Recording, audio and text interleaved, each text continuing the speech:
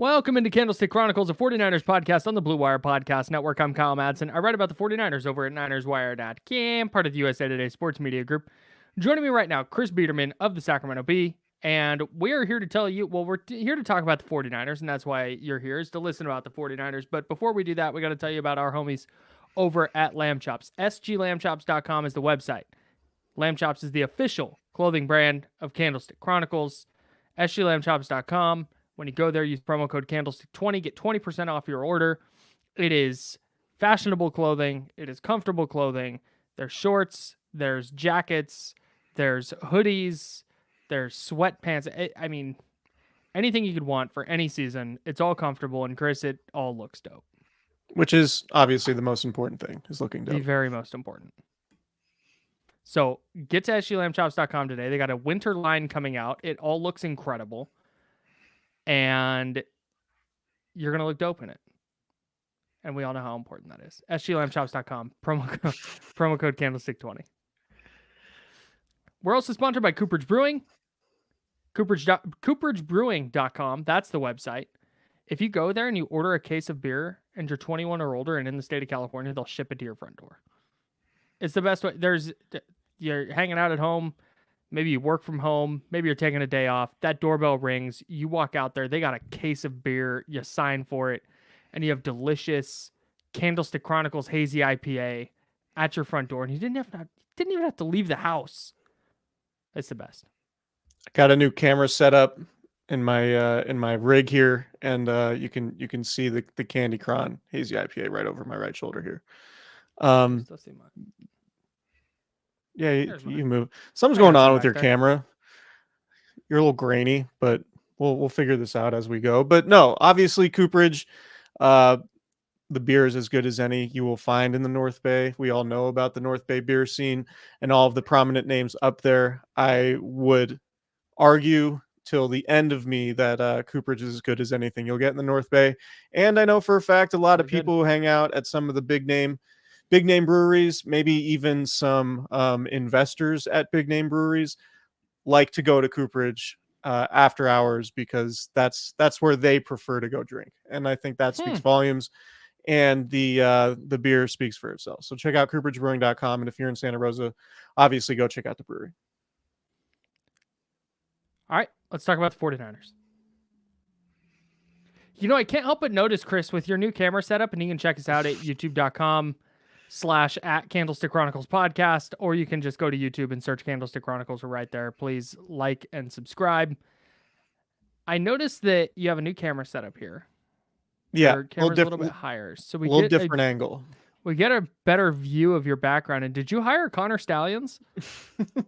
Seems to be peeking in from back there in Ohio State garb. Is he in disguise in a Brutus the Buckeye fit over my driver? Trash name, by the way. Brutus. Come on. I didn't name him. I did. Well, I know that. Okay, how about this? What mascot has an awesome name? Sourdough Sam. Great name. I think the only one that I really like is probably Sir Purr. I think that's the Carolina Panthers. I don't know. Is it Robbie Anderson? In the video of him, he's like, that's what you call him? Sir Purr? Like if you see him walking, you go, what's up, Sir Purr? Yeah, I don't know if there are a whole lot of mascot names where you go like, oh man, awesome mascot name. Stomper? Stomper's a great mascot name. Stomper's an elephant. Yeah. Lucille? Bad mascot name. Doesn't do anything for me. Does nothing. So Brutus. What is this, a Popeye villain? Camera Ian in the chat is saying, can we acknowledge that Chris's camera is Ultra K HD 4K right now? You know what? It's just my phone. Just got a mount. Well, like Apple does this stuff, the continuity camera where you can just use your phone as a webcam, and it's like you look at webcam prices and boy have I. And like why would I buy a crazy expensive webcam when, you know, I'm already paying for this phone? Sure. And like it already has a camera on it, and it turns out it actually looks pretty good. So shouts to Apple. Plucky little up and coming company there. I might invest. Apple. I'm thinking about investing. Wouldn't be a terrible idea. let's talk about Brock Purdy. He Mhm. has officially started 17 games. He has a full season sample size under his belt now. Our buddy Nick Wagoner, our favorite cast member who covers the 49ers for ESPN, did a really great breakdown of Purdy's first 17 games and taking a look at some of the discussion points about Purdy and labeling them fact or fiction, and then laying out the numbers and some observations that go along with those fact or fiction proclamations. And honestly, I'm not just saying this because Nick is a friend of mine, but it was a very good, unbiased, non-emotional, here's what he does well, here's what he needs to do better take on Brock Purdy, and it was really refreshing given the discourse typically.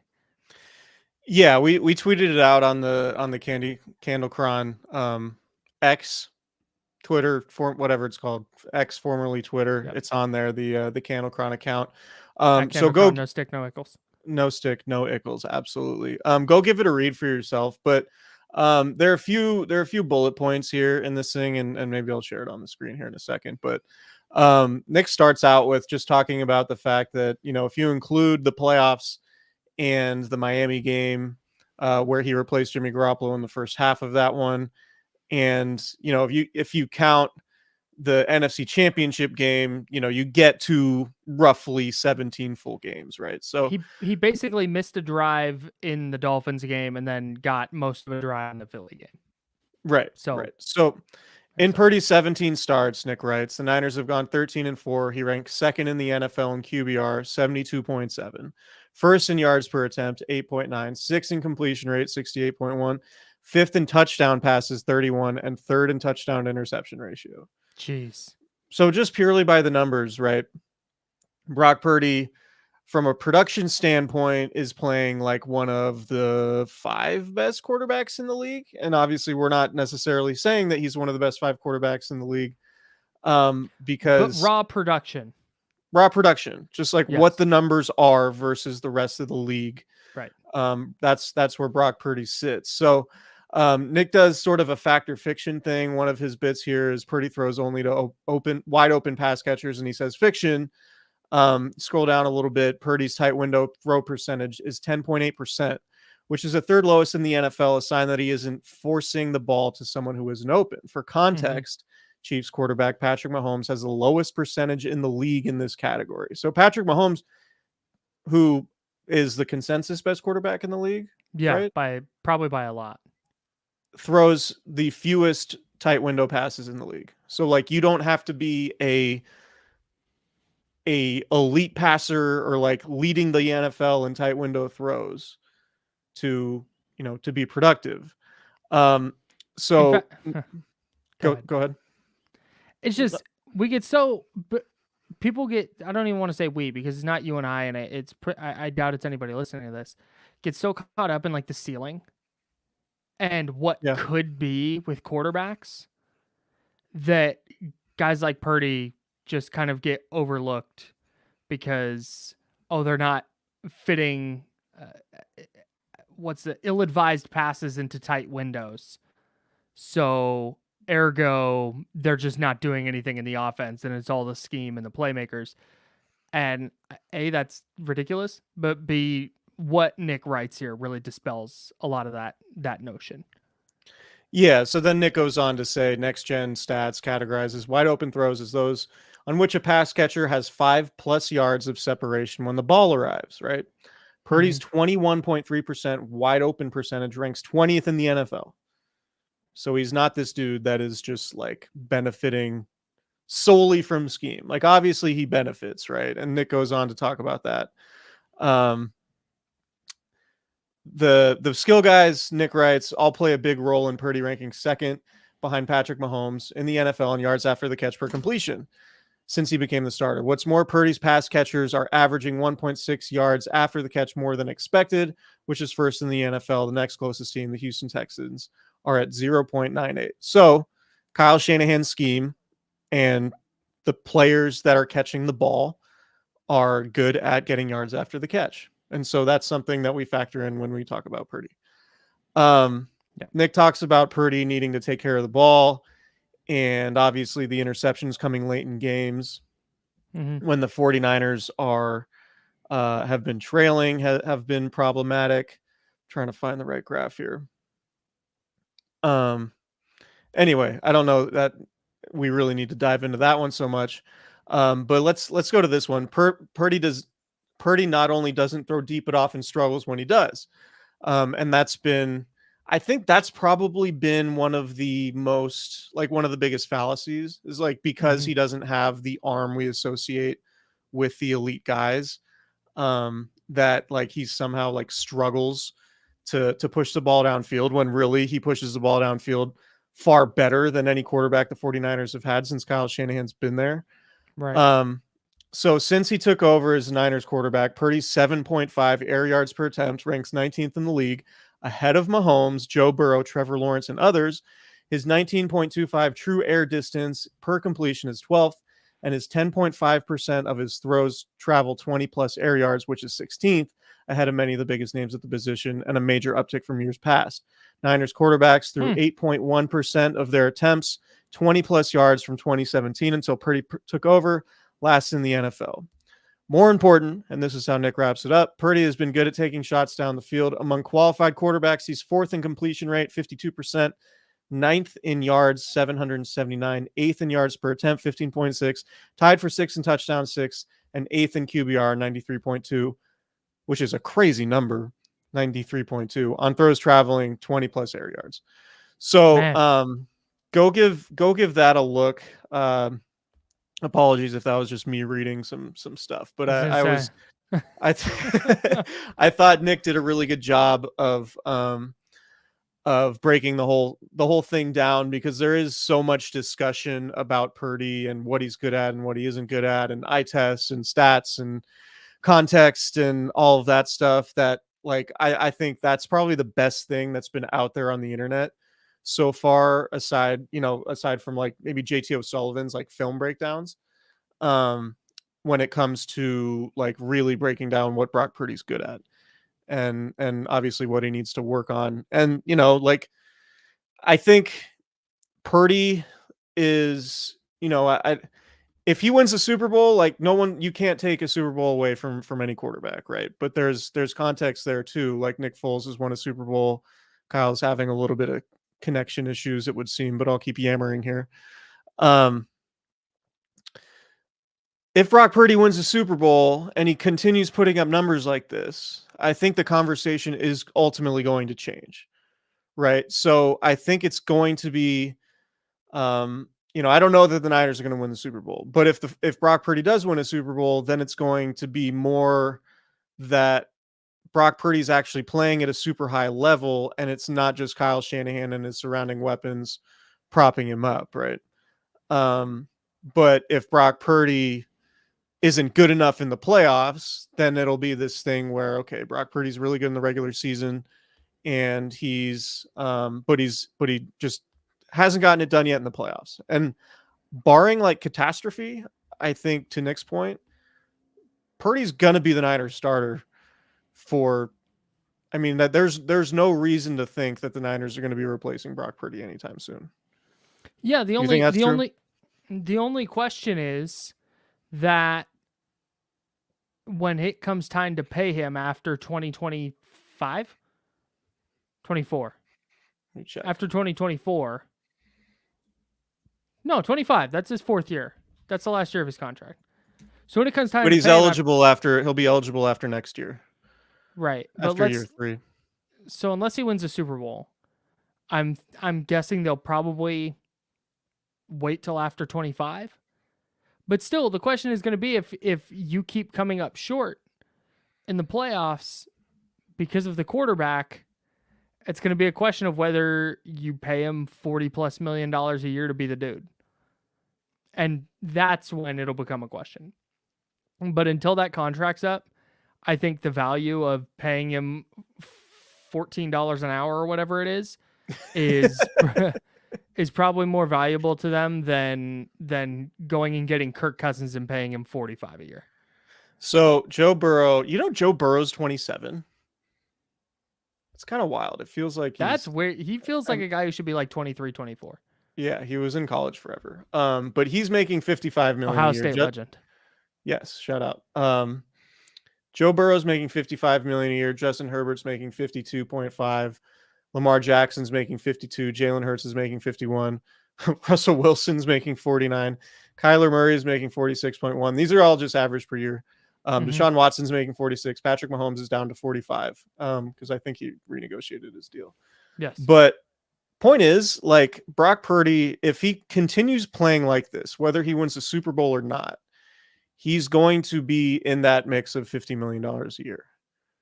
Like, I don't think it's the going rate. And especially by 2025. Yeah. The numbers are only going to go up, right? Yeah. And so, like, that's ultimately going to be the real interesting thing. If he wins a Super Bowl, you pay him. If he wins multiple playoff games, you pay him. If the 49ers flame out earlier than expected, I mean, there are a lot of teams that would take winning multiple playoff games. No doubt. But if they go, so let's see, 23, 24, let's say they go to the next 3 NFC title games. And they all go roughly how the 2021 NFC title game went. Where it's just like, man, they could not close it out in the fourth quarter. It got tied. The quarterback had nothing for him. And then they were behind by 3 and the quarterback had. If it's like that, then I have questions about giving a player like that $45 to $50 million. But again, that's just pure speculation. What we have of Brock Purdy right now is that he elevates the offense to a higher level than where Jimmy Garoppolo got it. And if that's the case, and he's even a little bit better in those situations in the postseason, and it gets them over the hump, then great. I mean, all signs point to them being better in those spots. But because of the injury last year, we haven't gotten to see it yet. Yeah, I agree. I mean, look, the Giants paid Daniel Jones $40 million a year after he won one. And that was dumb. Right. But I'm just saying, like, that's just what the market is. It's not the best quarterback who gets paid. It's the guy who's next in line who gets paid. Right? No doubt. Like, Jimmy Garoppolo became the highest paid player in NFL history on the strength of 5 starts.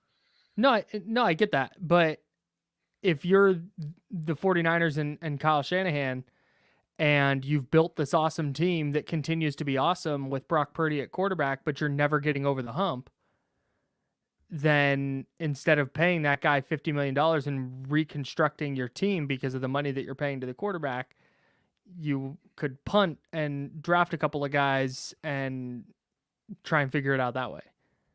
Yeah, you could. I mean, we'll see. It's going to be interesting regardless, and who knows, maybe Purdy falls off a cliff. But Sure. If what we've seen over the last 17 games is what's to be expected, whether they win the Super Bowl or not, and even if it's just, I mean, he set the bar with winning multiple playoff games as a rookie. Mm-hmm. Right. So, like, he already has that on his resume. And there are a lot of teams paying quarterbacks that have not won playoff games for them. Namely, like Kyler Murray, Justin Herbert, Russell Wilson hasn't won anything for the Broncos. He has a Super Bowl on his resume, but Deshaun Watson's, he hasn't won anything for Cleveland, right? Like, there are guys getting paid. Dak Prescott is making $40 million a year, and we've seen Brock Purdy outplay Dak Prescott both times that they've played, including in the playoffs, right? So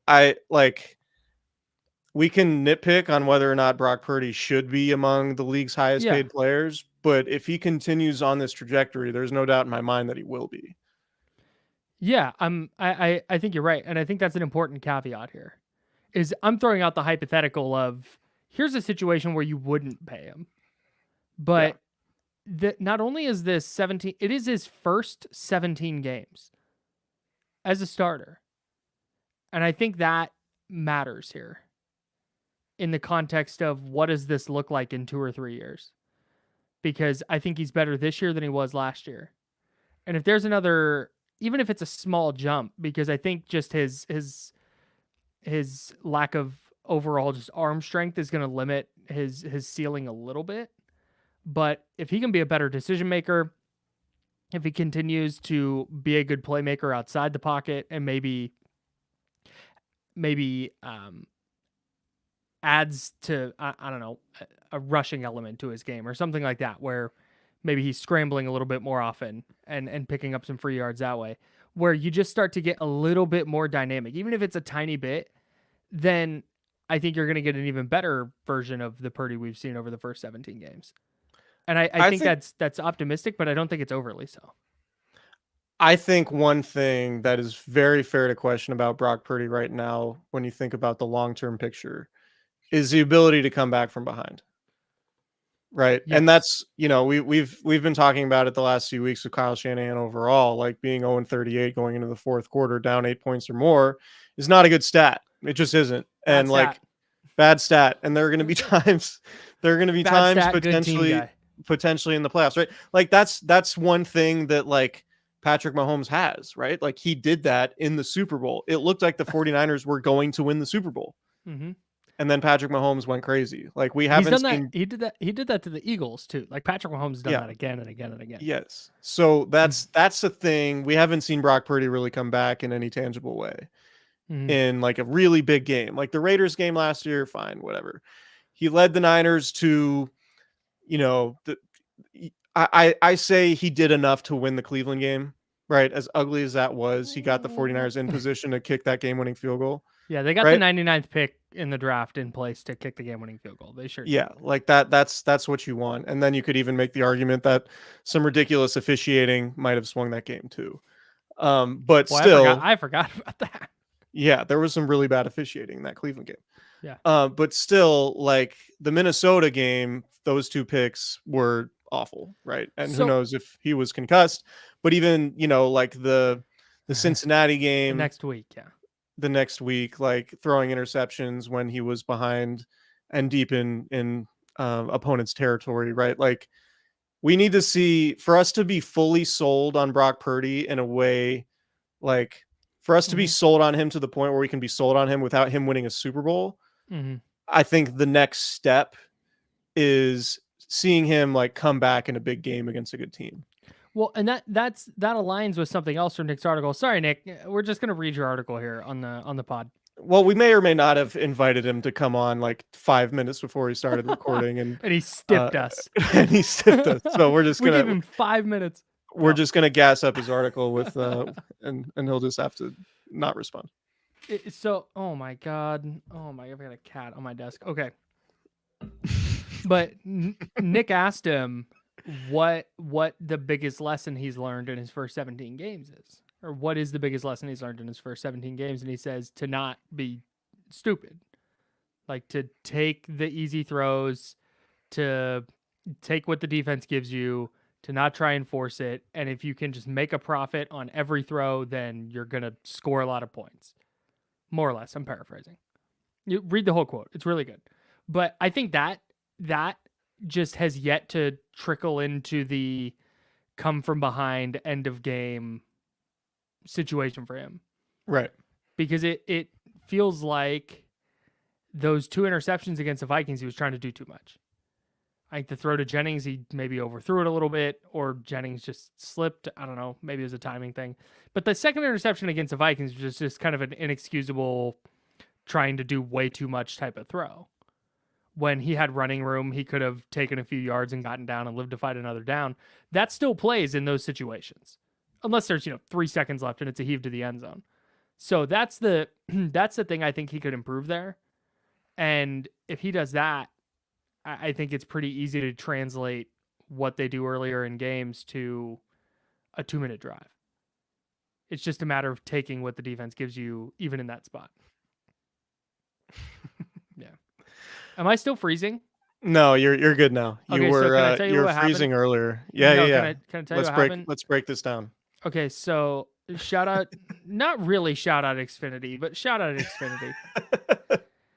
They sent me, long story short, I get a text message from Xfinity that's like, hey, upgrade your stuff. Click this link. I'm like, you got it, Xfinity, thanks. So I click on it, and it's like, order placed, your package will arrive between August 22nd and August 25th, 2022. And I'm like, what? Have I just been running with this crappy equipment for a year? So I hit them up, and obviously they don't give me an answer. I was like, yes or no. I don't want a canned response. Tell me yes or no. And they gave me a canned response. It's fine. So I finally set up my new internet today. And I neglected to log into my new internet connection on my laptop.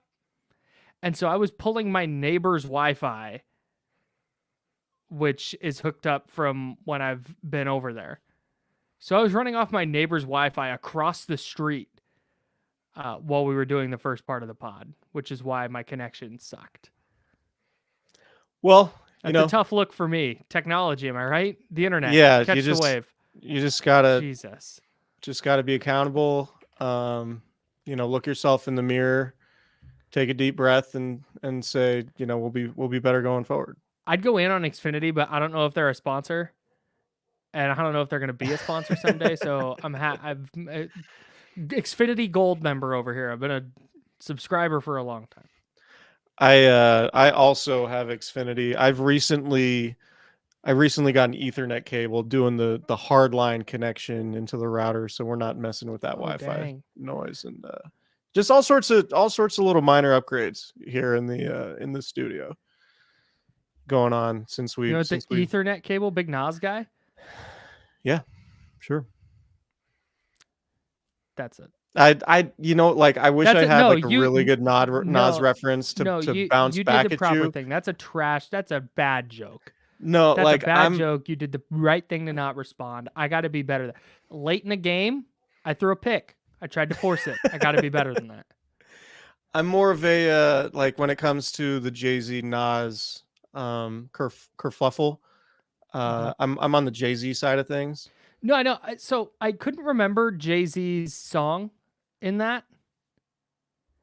Yeah. And so I could not make the joke I wanted to make.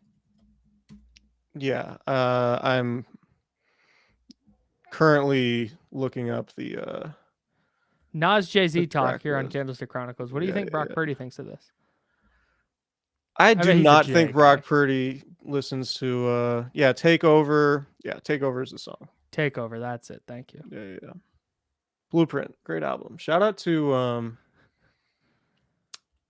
Corners of the Culture and our guys Kenny Caraway and Damian Barling. Yeah. That was I really enjoyed listening to their pod. It was maybe a year ago, but I listened to the Blueprint episode that they did on the pod, breaking that down. So hell yeah. This is why everyone tunes in. Niners Bucks. No, they're holding steady. See ya. Niners Bucks.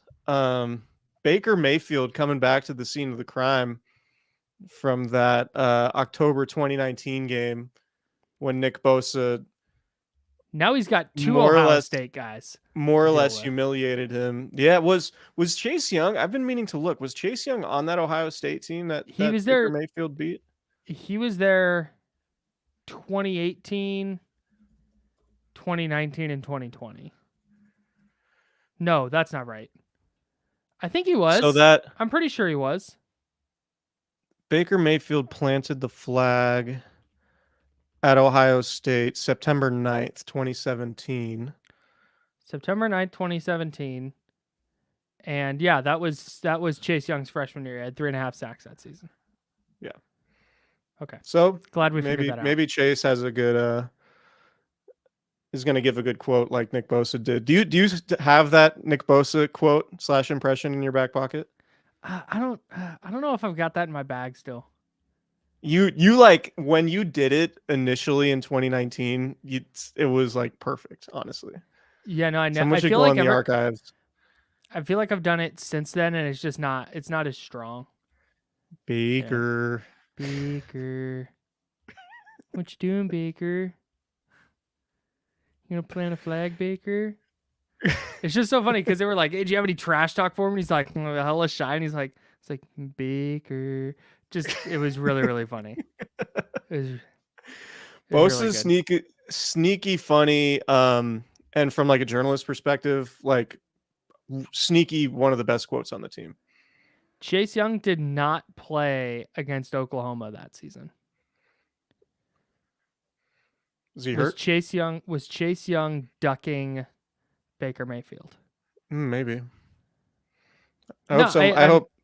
I hope one of the Niners beat writers asked that tough question during availability this week. I'm gonna text all of them and be like, "Yo." No, but so, but on this game though, like we just kind of think the 49ers are back, right? Like we think that was sort of their get right game. They've had get right games the past 2 years, right? A lot of them have come against the Rams. Well, here's my thing with this is if that came out of nowhere, if they were 4-4 and what were they 5-3, 4-4, and just kind of were up and down and okay, good game here, bad game there, and just kind of and then had a game like that, I would not be convinced. But that's just how they looked the first 5 weeks. We have a greater sample of them looking like they did Sunday than not. So for me, it's like, yeah, they're back. Yeah. So I'm like, I tend to think that this is going to be another game where it's like, okay, they just look really good, right? I think they're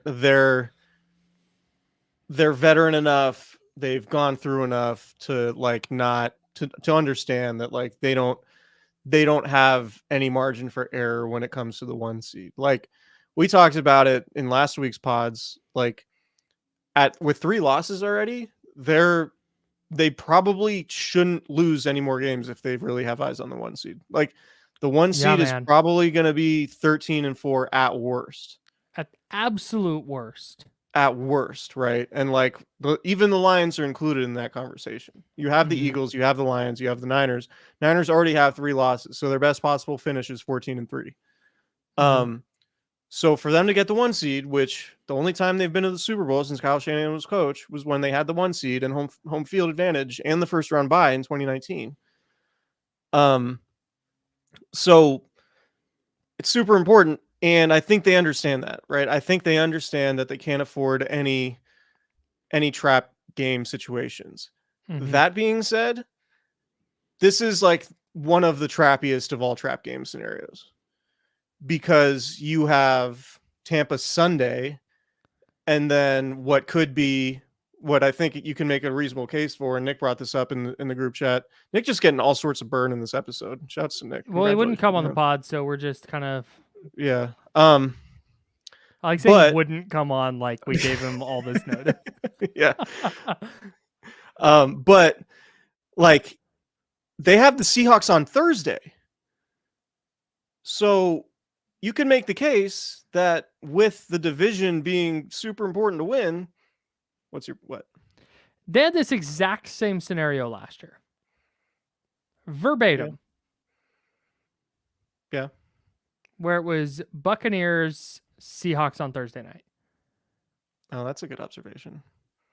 Granted, but that wasn't going to be a trap game because that was Tom Brady and that was Brock's first start. There was like a lot of, and the Niners did kind of shithouse the Bucs in that game. They killed them. Yeah, that was tough. They were up by like 24 points by halftime. Yeah. You saw Brock Purdy airing it out to Brandon Ayuk. Yeah. That is kind of wild how the parallels in that. Like Brock Purdy's played 17 games. His 18th start is going to come. His 18th start, in essence, is going to come against the Buccaneers, who he made his first start against last year. And it is kind of wild that he made his first career start against Tom Brady. So I don't think that it'll play out like a trap game. I think the Niners should work the Bucs, like full stop. I don't know that the Bucs have a whole lot that the Niners really need to be worried about, except for maybe Evans. Yeah, Mike Evans and then Chris Godwin in the slot. Yeah. But it's Tampa, Seattle on Thursday, then at Philly the week after that, December 3rd, and then Seattle again. And so Nick made the point that, asking us which is the biggest game remaining on the Niners schedule. And the easy answer is Philadelphia when you're talking about the 1 seed. But the 1 seed is impossible if you don't win the division, and winning the division means beating Seattle. Yeah. It's the game at Seattle for me. If you win in Seattle, assuming they beat the Buccaneers, if you win in Seattle, then you're sitting at what are you now? 8-3. You have a game, at least one game up on Seattle in the division. Plus you have the head-to-head tiebreaker, and you still have one more game to go, but that would be massive in setting them up for that Philly game where they're going to have the rest advantage. They're going to have the mini bye after the Thursday game. That's just enormous. Now, if you go in and you lose that Seattle game, it's just kind of that Philly game loses a lot of its luster. Yeah, so that's true. That's where I'm at. That's true. I'm pulling up the standings now. Can I get two things Kyle Shanahan talked about in his conference call? Yeah, I do have. Someone asked an interesting question in the chat, so I want to get to, but go first on Shanahan. So, the first thing. First thing. Do you think the Ambry Thomas at corner thing is gonna stay? Do you think that's just what it is now until it goes poorly and then they switch it up again? I think what they'll do is they'll go that route as long as it's working. And then if there's a scenario where Ambry's just getting picked on, like we've seen happen to him and other corners in the last few years, then they might move away from it and go back to like Oliver. Yeah. Why?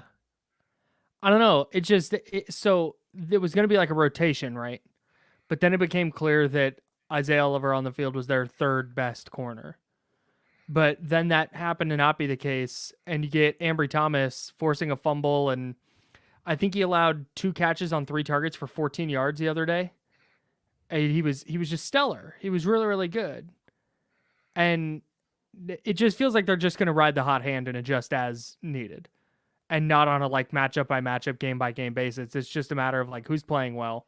Like, let's say Mike Evans goes for 3 catches and 95 yards and 2 touchdowns against Thomas in the first 2 drives on Sunday, and you probably see him pulled out, and you see Lenore go outside, and you see Isaiah Oliver go into the slot. Like, I think that's going to be the rhyme and reason to it. I don't think it's going to be a matter of matchup. I'd have to think about it more, I think, because I do think there's an element of maybe not matchup, like personnel matchup, as much as like, do you play a team that runs the ball out of 11 personnel a lot? Mm-hmm. And then maybe Oliver is the guy. I don't know. That's a good question. Thanks. Then maybe we run that by Nick if he ever decides to come on the pod. Yeah, if he's or maybe Nick will just write like a perfect breakdown that we can just like run through on Hey Nick, can you write something? We need a pod topic. No, the other thing, Kyle Shanahan gonna go with the rotation at right guard again? Because John Feliciano is just one of their 5 best offensive linemen. That was so funny. Yeah, last year he's like, why wouldn't we do that? We do it with defensive linemen. Why wouldn't it? Because nobody does that. I asked him the question on the conference call. I was like, what's the deal? And he was like, I don't think this is weird. We rotate pass rushers all the time. Everybody rotates pass rushers. Why is it weird if we rotate guards? Like, nobody does that. Nobody. You put your 5 best offensive linemen out there. That's how that goes. Kyle Shanahan is earnest and like gives good answers and is mostly truthful, or is as truthful as any coach in the league. But telling us that it's not weird to rotate guards is like, come on, guy. Yeah, like we watch football, dude. We're all there. Big football guys. Like we know what's good here. So that was, I think we might wind up just seeing John Feliciano starting at right guard. Spencer Burford has not been very good, and Feliciano was really good for Aaron Banks on Sunday. Yeah. It did seem like Burford had one of his best games on Sunday. I don't know what that's worth, but yeah. I mean, it wouldn't surprise me at all. Yeah, you have a veteran. Banks is going to be out another couple of weeks. If Burford plays really well in those couple of weeks, then the calculus changes a little bit. But I just thought it was funny that came back up, because he was more or less like, yeah, we like how Feliciano's been playing, so we're going to figure out how to get him on the field. There's nothing against Spencer. Like, you can make a pretty compelling case that the guard play has been a really big reason why the 49ers didn't beat the Chiefs in the Super Bowl and why they didn't beat the Rams in the NFC Championship game. Yeah, you could make that argument, and I would agree with you. Yeah. Good question in the chat. Let me go back and find it here. Bryce Herber asks, would you guys let Brandon Ayuk leave if it meant keeping Chase Young? His answer is no. Um, yeah, I'm not letting Brandon Ayuk leave. I'm re-signing Brandon Ayuk. In fact, I still think my take, although I'm loosening on this based on what the offense looked like without Deebo Samuel, that like if it came down to keeping one of the two, I would keep Ayuk. Mm-hmm. I don't know that that's necessarily the case anymore. I do think there's potential to keep both. But you know, we've seen teams be successful trading receivers, like elite ones, like Tyreek Hill getting traded from the Chiefs, and then the Chiefs going on to win the Super Bowl. But no, I like if the choice was Brandon Ayuk or Chase Young, I'm picking Brandon Ayuk. Mostly because it's kind of like a culture fit football character type thing for me. And that's not to take anything away from Chase Young. I just think the 49ers are very clear about what they look for in the guys that they pay. And that's one of the reasons why it was a little contentious when Deebo Samuel was due his contract, right? Like they will pay guys who eat, breathe, and sleep football. And again, I'm not saying Chase Young doesn't. He's just new to the building, and there were some like motor concerns. I don't know how you really want to put it. There's the injury issue. There's the injury issue, right? And Brandon Ayuk has been extremely durable. They both play premium positions, so I don't think you can really look at it like you're choosing one position over another just purely based on positional value. I think edge rusher and receiver are pretty much equally as valuable.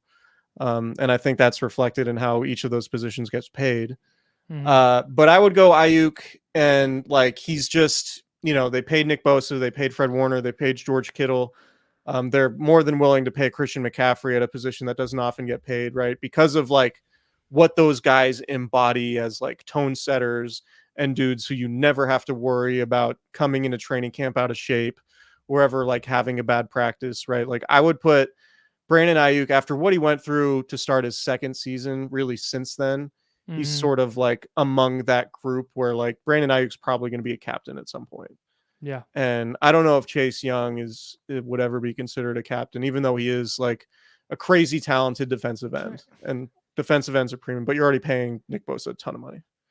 Before you're punting Brandon Ayuk to me, you have to see what Chase Young gives you the rest of this year.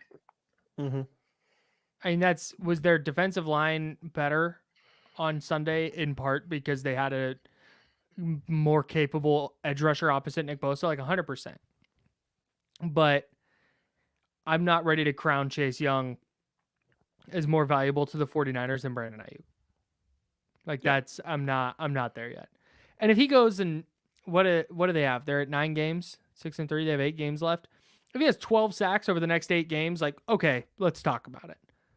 But if he's, 5-6 sacks, I'm at some point you have to be able to identify edge talent that can be effective opposite Nick Bosa. And the fact they haven't done that yet is a little bit concerning, but I don't think there's a realistic scenario where I'm going to feel better about paying Chase Young than Brandon Ayuk by the end of this year.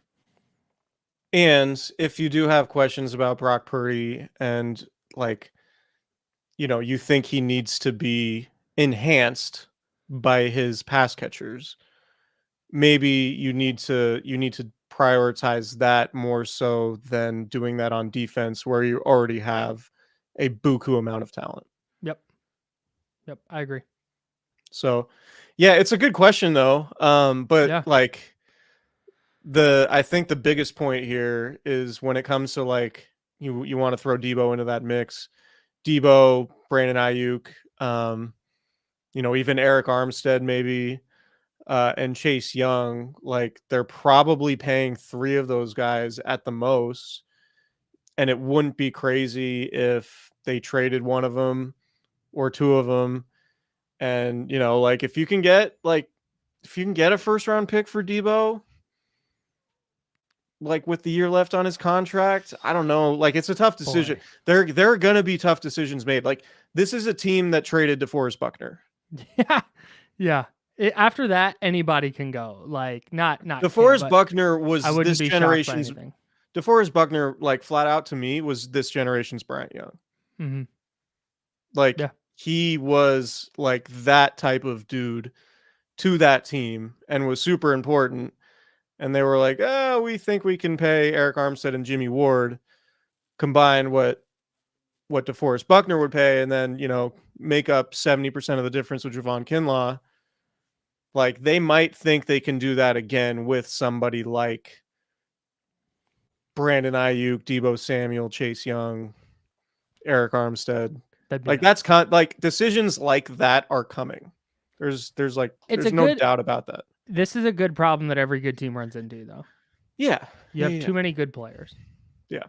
I mean, no one's crying for the 49ers. No. And honestly, if they win a Super Bowl, it's not like it matters less. It seems very dire and drastic now because they've not won anything. And so the idea of like, who do they keep, who do they not, comes with the urgency of, oh my God, they haven't won a Super Bowl. Who do they keep to make sure they stay in that window so they can win one? If they win one this year, those decisions become a lot less dramatic, I think. Yeah, it was like the Rams with Von Miller and Odell Beckham and right. Yeah. If they don't win a Super Bowl this year and trade Deebo for a first this offseason versus win the Super Bowl and trade Deebo for a first this offseason, I think it's a dramatically different feeling. Yeah, agreed. So, which is why there's so much urgency on this particular season. Yep. So it's a good question. This is going to be one of the most. I mean, the Niners have had a lot of interesting off seasons. If they don't win the Super Bowl, this offseason is going to be bananas with all the decisions they have to make.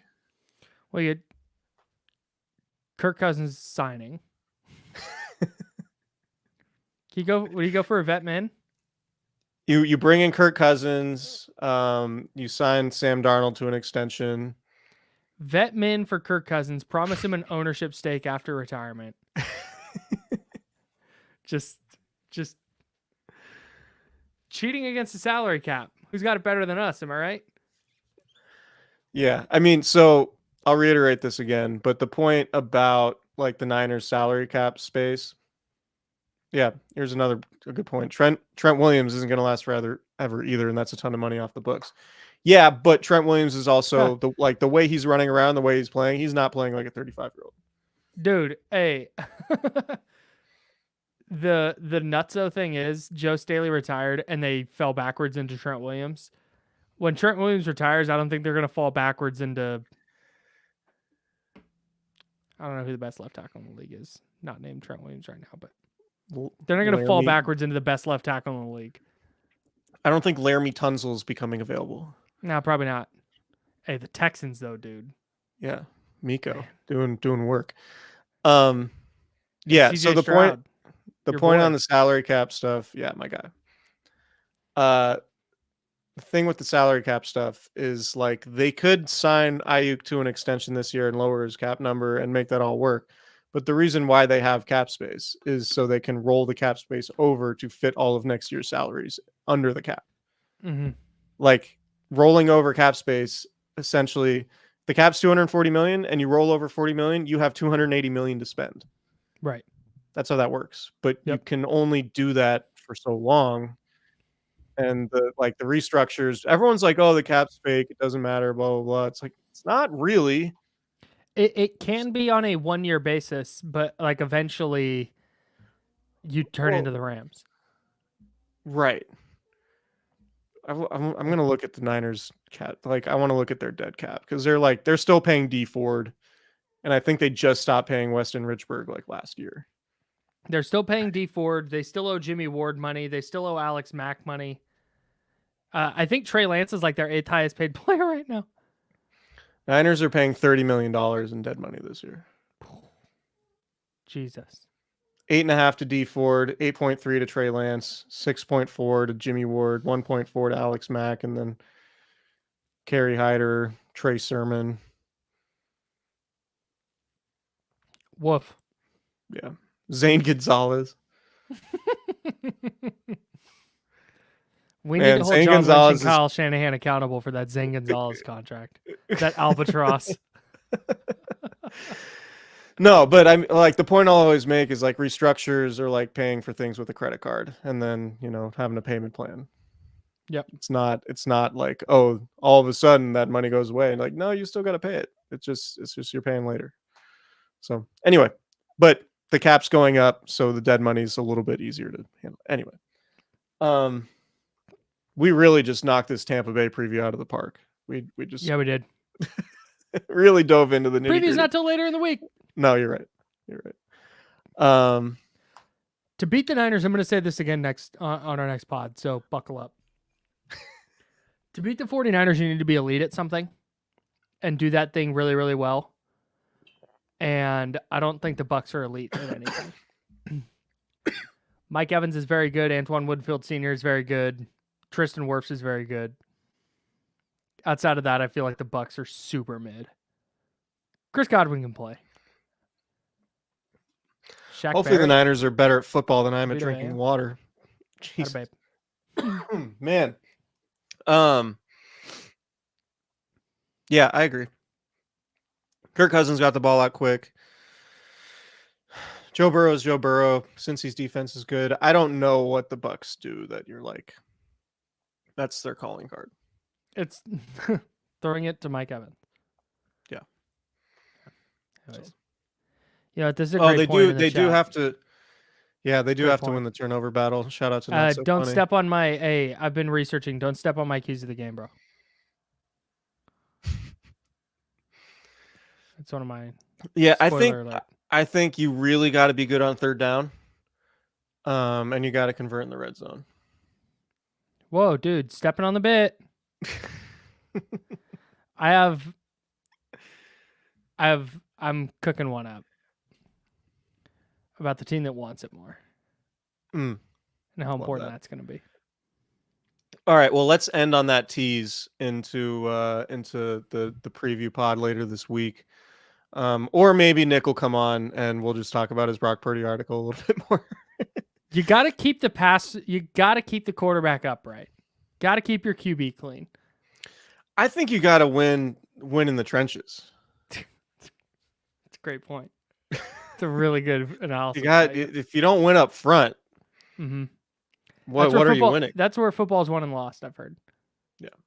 So, it's like putting, like drive for dough, putt for dough, but in this case, putting is blocking with the big guys.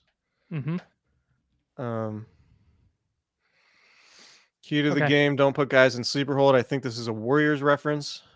How are they doing? Are they winning still? They're being outscored 10-4 in the fourth quarter. They tricked a lead. Karl Anthony Towns is just giving them the business right now. That makes sense. Yep. I'm going to be watching the Niners game Sunday from Dallas, and then I will be potting next week from the French Quarter. Hell yeah! So I get the the improved camera setup for the office, only to use it twice and then go on the road for a week, but it's fine. Hell yeah. All right. That's all we got. Subscribe, rate, review if you have not done that wherever you get your pods. Subscribe to the YouTube channel. Go to youtube.com. Just search Candlestick Chronicles. Is right there. And that's it. That's all I got. That's all we got. Shout out to our sponsors. Shout out to everybody hanging out in the chat. It's always fun when people participate in the chat. Obviously, the YouTube channel is still in its infancy, and we're trying to grow it as much as we can. So if you could give it hit the subscribe button, hit the like button, hit the notification bell, all of those things, you'll get pinged in your pocket on your phone when we go live, and then you can just watch wherever you are. And the benefit of streaming live with us on YouTube is you don't have to wait till the next morning when the pod would typically come out. This pod's going to come out Wednesday morning, but if you watch it on YouTube, you can watch it on Tuesday. So you're welcome. You guys are welcome. Goodbye, everybody. All right. We'll see you later.